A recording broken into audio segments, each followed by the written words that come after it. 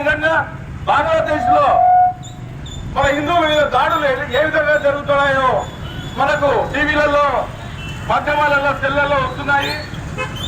మన హిందువుల ఆడపిల్లలు కానీ భార్యలు కానీ ఏ విధంగా ఎత్తుకొని పోయి చిత్రహింసలు పెట్టి మన ఆస్తులు ఏ విధంగా లాక్కుంటున్నారో మన కళ్ళకు కట్టినట్టు కనిపిస్తా ఉంది. మన హిందువులు మేలుకోకపోతే మన ఆస్తులకు కానీ మన పిల్లలకు కానీ గ్యారెంటీ ఉండకపోవచ్చు. ప్రతి ఒక్క హిందువు కళ్ళు తెరిచి మీరు మీ ఆస్తులు ఎలా కాపాడుకుంటున్నారో, మీ భూములు ఒక గట్టు పైన కూడా మీరు పక్క ఇంట్లో కొట్లాడి మీరు మీ స్థలాలు కానీ భూములు కానీ ఏ విధంగా మీరు సంరక్షించుకుంటున్నారో మన దేశాన్ని, మన హిందూయిజాన్ని మనం పూర్తిగా సంరక్షించుకోవాలి. మీరందరూ కలిసికట్టుగా ఇటువంటి శంకరావాలకు మన హిందువులం అందరం ఏకమైతే మన దేశం హిందూ దేశంగా ఉంటుంది. ఎన్నో దేశాలు, క్రిస్టియన్ దేశాలు ఉన్నాయి, ముస్లిం దేశాలు ఉన్నాయి. ఉండేది మనకు ఒక్కటే భారతదేశం.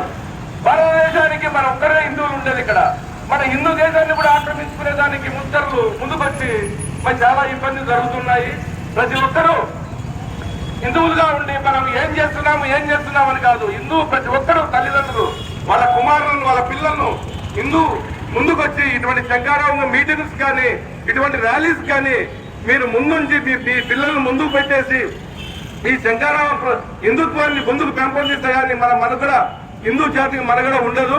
ప్రతి ఒక్కరూ కళ్ళు తెరిచి హిందువులందరూ ఈ రేపు విజయవాడలో జరగబోయే శంకరావానికి ప్రతి ఒక్కరూ 5వ తారీఖు జరుగుతూ ఉంది విజయవాడలో శంకరావము.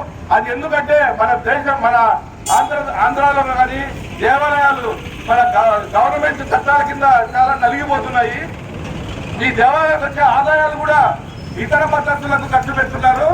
మన హిందూ దేవాలయాల్లో అన్య మతస్థులు ఉండి వాళ్ళు చాలా ఇబ్బందులు జరుగుతున్నాయి. కాబట్టి మన హిందూ దేవాలయాల్లో మన హిందువులే ఉండే విధంగా చట్టాలు తీసుకురావాలని చెప్పేసి మన గవర్నమెంట్ మనం ముందు కృషి చేయాలి. మన హిందువులుగా ఉండి మనం కష్టపడాలి, చేయాలి. ఆ విధంగా ప్రతి ఒక్కరు ముందుకు వచ్చి మన హిందూ దేవాలయాలు స్వచ్ఛందంగా మన హిందువులు మనమే మన గుళ్ళను మెయింటైన్ చేసే విధంగా మనం అందరం ఏకమై ఈ శంకరావాన్ని జయప్రదం చేయవలసిందిగా కోరుతున్నాం. भारत माता की जय।